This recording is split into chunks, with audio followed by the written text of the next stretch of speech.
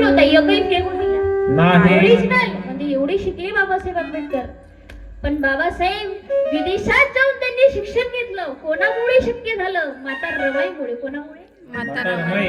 कारण इथे माता रमाई सगळं सांभाळायच्या, कष्ट करायच्या, त्यांना साथ दिली. हे प्रेम होतं यांच्या मधातलं. साथ कशी असावी? महात्मा ज्योतिबा फुले, सावित्रीबाई फुलेंसारखी.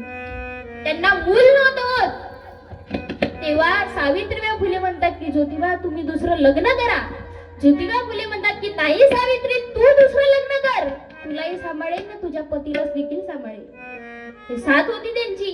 एकदा बाबासाहेब आंबेडकर रमाईंना म्हणतात की रमा तुला देखील लिहायला वाचायला आलं पाहिजे. पण माता रमाईने नकार दिला. बाबासाहेबांनी आग्रह धरला की नाही रमा, नवरा एवढा शिकला सवरला आणि बायकोला बाराखडी सुद्धा येत नाही, असं लोकांनी म्हणायला नको, हा तुझा आणि माझा अपमान होईल.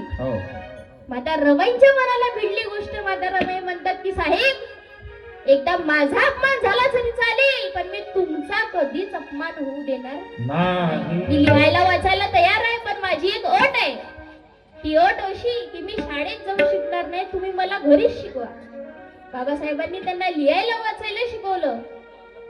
रमाई लवकरच लिहायला वाचायला शिकल्या. आणि जेव्हा 4 ऑगस्ट 1913 ला बाबासाहेब अमेरिकेला गेले, पहिले पत्र पाठवले बाबासाहेबांनी माता रमाईंना.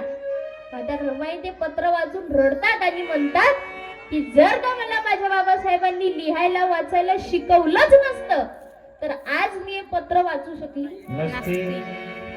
आणि म्हणूनच माता रमाईने देखील त्या पत्राचं उत्तर दिलं की पत्रात लिहिते रमा,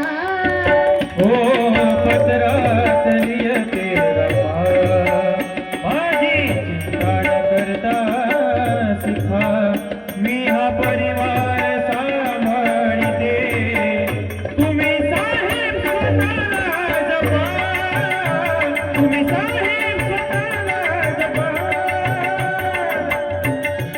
म्हणून आता हे विचार की माता रमाई त्यांची 4 मुलं मरण पावली, घर उद्ध्वस्त झालं. कष्टाची माझ्या चिंता नसू द्या, अभ्यासाकडे तुमचं लक्ष असू द्या. कष्टाची माझ्या चिंता नसू द्या, अभ्यासाकडे तुमचं लक्ष असू द्या. तुम्ही खूप शिकावं आणि विजयी व्हावं, तुम्ही खूप शिकावं आणि विजयी व्हावं. पदरी घेऊन या, अहो वेळ जेवण करा, अहो वेळ जेवण करा, मी हा परिवार सांभाळते, तुम्ही साहेब स्वतःला जपा, तुम्ही साहेब स्वतःला जपा. पत्रात लिहिते रमा, हो पत्रात लिहिते रमा. आणि म्हणून माता रमाई अरे खंबीरपणे उभी होती बाबासाहेबांच्या पाठी. बाबासाहेबांच्या शिक्षणासाठी ती राहिली उपाशपोटी. ती नसते तर नसते दिसली रमा भीमराव, दीनदलितांची आई अशी रमाई तिचे नाव. हो